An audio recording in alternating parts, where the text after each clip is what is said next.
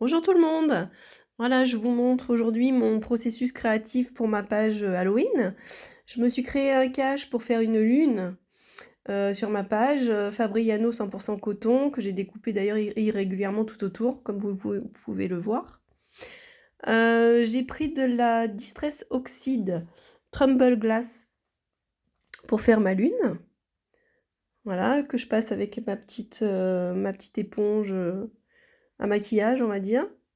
C'est bien pratique d'ailleurs.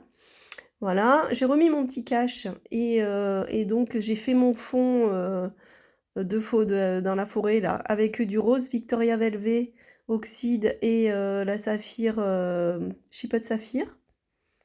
Voilà, j'ai foncé, j'ai remis du rose jusqu'à ce que ça me plaise. Car avant tout, le scrap, c'est quelque chose qu'on fait avec plaisir et pas... Donc il faut que ça plaise à l'œil. Donc voilà, on rajoute, on remet... Le processus, voilà. Et comme vous pouvez le voir, j'ai mis une délimitation en bas pour laisser une place pour mon sol. Donc j'ai mis du masking tape en bas. Voilà. Et là, je suis en train de mettre donc avec mon petit vaporisateur d'eau, je fais des taches. Parce que je trouvais que c'était sympa d'avoir quelque chose d'un peu irrégulier. Voilà. À cette étape-là, je vais faire un jus avec ma palette Prima de noir et de bleu.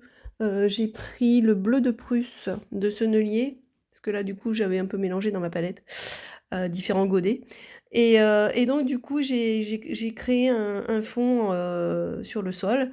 Voilà, je remouille mon papier et je crée un fond voilà, noir foncé mais un petit peu bleuté. On ne le voit pas très bien là, mais c'est un petit peu bleuté aussi.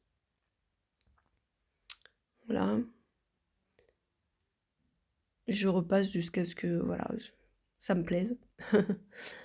Voilà, et ensuite je décide de faire le tour de ma page en foncé. Alors j'ai tout d'abord pris ma petite éponge avec mes aquarelles, et puis bon, comme ça fonçait pas suffisamment, j'ai repris directement le pinceau et j'ai réappliqué du noir tout autour.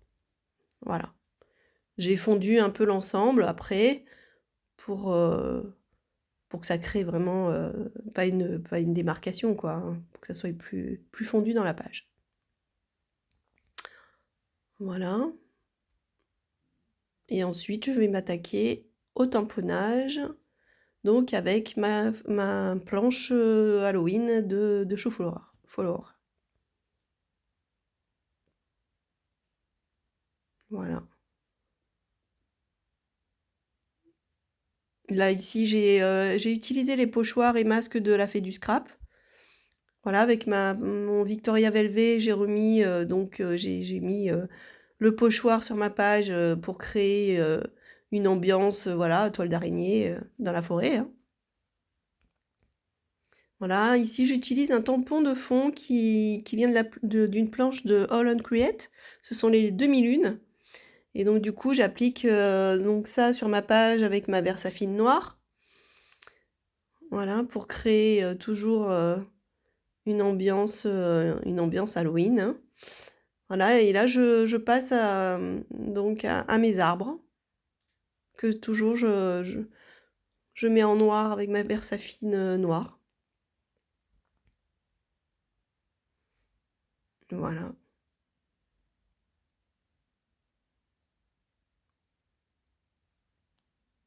Là je repasse un petit peu parce que mon tampon n'avait pas bien marqué.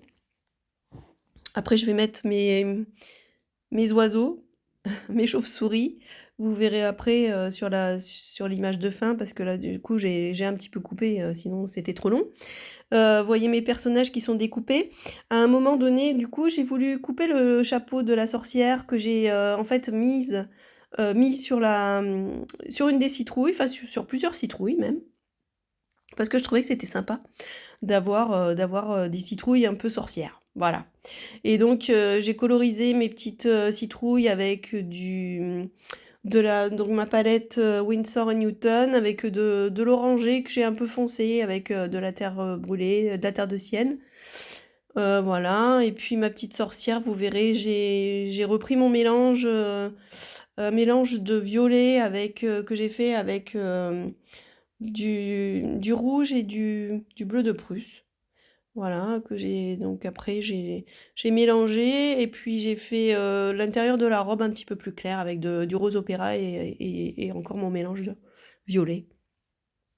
Voilà, ben, je vous laisse voir finir la vidéo en musique et puis ben, je vous dis à très vite. Merci, et merci d'avoir regardé. Au revoir.